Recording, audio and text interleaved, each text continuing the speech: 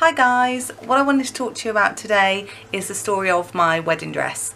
So I had spoken to you a little bit before about the sort of dress that I wanted and that I went dress shopping and everything like that. So as you all know, I am a major Disney fan. Therefore, I wanted my wedding dress to be the princess Disney inspired wedding dress. So who else could I look to with regards to a designer than Alfred Angelo, the biggest name in bridal and definitely exclusively working with Disney for his Disney princess dresses. So about a year ago, I think it was, I went dress shopping with my best friend, my mum and my sister. We went to go shop for my wedding dress. So I'd always decided that I wanted this specific Alfred Angelo gown. It had all embroidery on the top and I thought I would absolutely love it. So I went into the bridal store. Sorry, this is Alfie. Hello Alfie, come on, good boy. So my sister got her wedding dress from a place called Bella the Ball Bridals, which is in Melksham. They really helped her out. She wasn't sure what she wanted. She's not a dressy sort of girl. She's very sort of rock chick, jeans and a t-shirt. That's her sort of style. So the idea of a dress for her was crazy. But she did want to wear a dress on the day. So they really helped her. She had such a tight budget and they helped her. She got veil, tiara and a dress all sorted in one place, and they really helped her out. So when it came to my wedding dress, I wanted to go back to the same place to to reward them for the good service they gave my sister by giving them more business, obviously. So we went in there and I decided that I was going to have this iconic gown. I'd done the research, I'd wanted it for years, by Alfred Angelo. So I went in, we chatted about what I wanted, what type of dress I wanted, and they were like, right, okay, we're going to pull we really want you to try this particular dress on. There's the one that you chose and here's two others for good measure, as it were. So I went in. The first one that they wanted me to put on was one of the ones that they picked. So I put it on. It was a little bit too beady for me. I didn't really like it. It didn't give me the shape that I really wanted. So I was like, okay, well, this wasn't the dream just anyway. So, now at least I know I don't want that.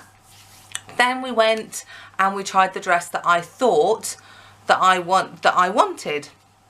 No. The second dress, that was one that they picked. So I looked at it and I thought, well, it is gorgeous. It's not the dress that I've got to try on next, but okay, let's give this one a go. And I put it on and it was absolutely perfect. The way that it made my waist feel, the cut of the skirt, the detail, it was just absolutely everything that I'd wanted. But it wasn't the one that I pictured in my head. So I was like, not saying too much. The girl, my best friend was crying, my mum was crying, my sister was crying, but I was thinking, but this isn't the dress that I planned. This isn't the dress that I'd thought that I was going to wear. So I sort of held back a little bit and I was like, right, now we're going to try on my dream dress. So we went in, I looked at the dress and I thought, yeah, this is what I've been waiting for years and years. Since we first got engaged, this is the dress that I want to wear. And I put it on and it just wasn't what I wanted. I felt it just lacked something compared to the last dress that I put on. That made my figure look amazing. I felt like a princess in that dress. And this dress that I built up so much for just didn't cut it. And I didn't know how I felt. I felt disappointed. I thought, well, maybe it's me, and maybe I'm not meant to wear that dress, for example. So they said, right, well, cut your losses with this dress. This isn't your dress, and that's fine.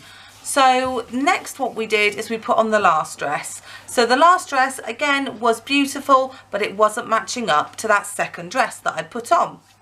So they said, well, do you want to try the second dress again, sort of see what you think? So back into the second dress I went and I absolutely fell in love.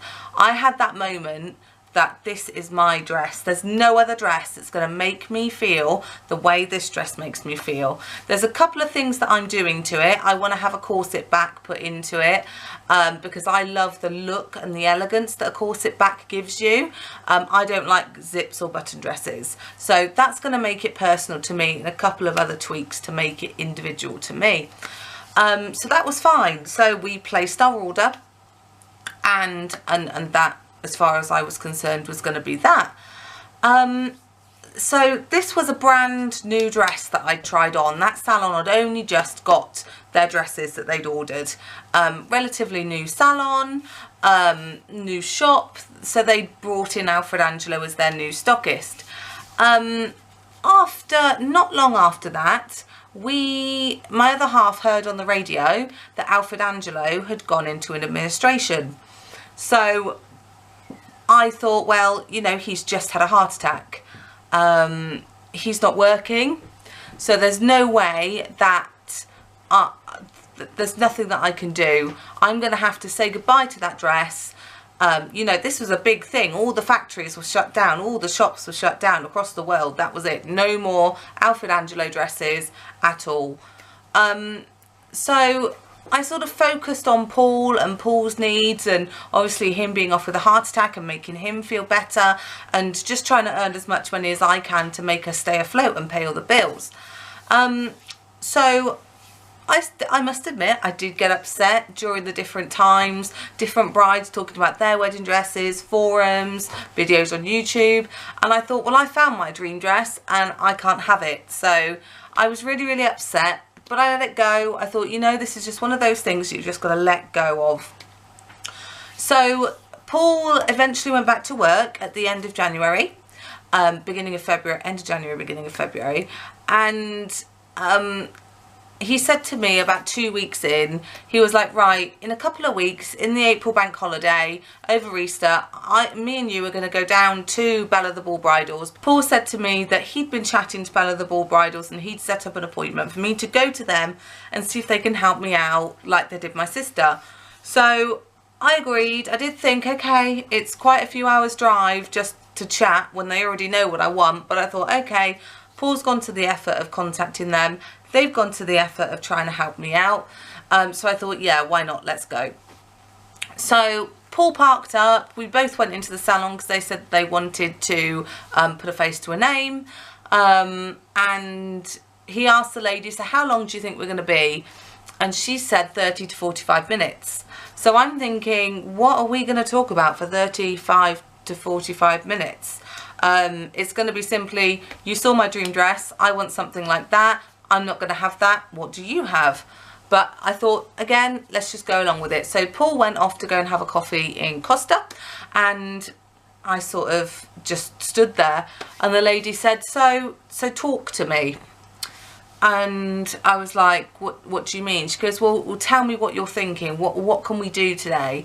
And I said, well, as you know, I fell in love with a dress that I can't have because Alfred Angelo have gone into administration. So I'm just hoping maybe you're going to be able to help me with a dress that I'm going to like. I don't think I'm going to love anything as much as that, but you might be able to prove me wrong. And she said, okay. She goes, well, I've got a couple of dresses back here, and I think one of them you're really going to like. So I thought, okay, let's see. So we walked around the corner, and she pulls back the curtain, and there's 3 dress bags. Now, at the time, I didn't notice one of them had my name on it. I just saw 3 dress bags and thought, well, okay, these are probably ex-stock, ex-samples. She actually used to make dresses, so maybe it's one of the ones that she made, all hanging up. So she unzips the centre bag and pulls out my dress. The one that I had been dreaming about, the one that I thought I wouldn't be able to have. So I was in shock. I was stood there and I was saying, how have you done this? How have you got this dress? What on earth is going on? And she said, this is your dress. And I was like, how can this be my dress? She goes, this was the dress that you tried on. As soon as Paul heard it on the radio, he asked whether he could buy that sample. And as it was, you're the only person that's ever tried on that dress. You're the only person that's ever worn that dress. And I was like, wow, this is amazing. And what she said is, what's more, Paul has been making payments ever since you came in. So this dress is yours and it's completely paid for. So I was in complete and utter shock. So bearing in mind, I'd completely let go of that dress. I had thought it's an impossibility. That dress is gone. You can't have it. Administration is final. So I was just so grateful for him, so upset, so over the moon. So all of these emotions are going through my mind at this point. And she goes, right, come on, we're going to try it on. So I'm like, wow, okay, wow, I'm actually going to put this dress on again. And then I'm suddenly thinking, what if I don't like it as much as I did before? What if it doesn't fit? What if, all these what ifs in my head. And so we put the dress on and it was like a flood of emotion. I loved it as much as I did the first time. All the details on it, every little bit I absolutely loved. So we put the dress on and she goes, right, Paul wants you to choose a veil and a tiara and he's going to pay for that as well. So I'm like, wow, I'm actually going to put the full package together. So I chose a tiara, I chose a veil, and I'm standing there looking in the mirror thinking, this is actually what I'm going to look like on my wedding day. My dreams have actually just came true. So I actually walked away with my dress in the dress bag and I was absolutely stunned. So Paul came back in because the lady had texted him to say that it was okay. I gave him the biggest hug in the world and he actually brought me a single rose, a wrapped presented single rose, because he said he thought that that would really finish off the day. I'm so lucky. He's so romantic. He's so sweet. So yeah, in my spare bedroom right now, I have my wedding dress. It's in this dress bag. The curtains are closed. It is big for me, so I do need to have it altered. But as I said, I want to have a corset back put into it anyway. So wow, I just had to share that story with you guys because I'm no doubt marrying the right man. He's absolutely amazing. He's absolutely selfless. So I have my dream princess dress and I have no doubt that I will feel $1 million on my wedding day. If you want to know any more about my wedding, please let me know and please like and subscribe. Thanks for watching. Bye.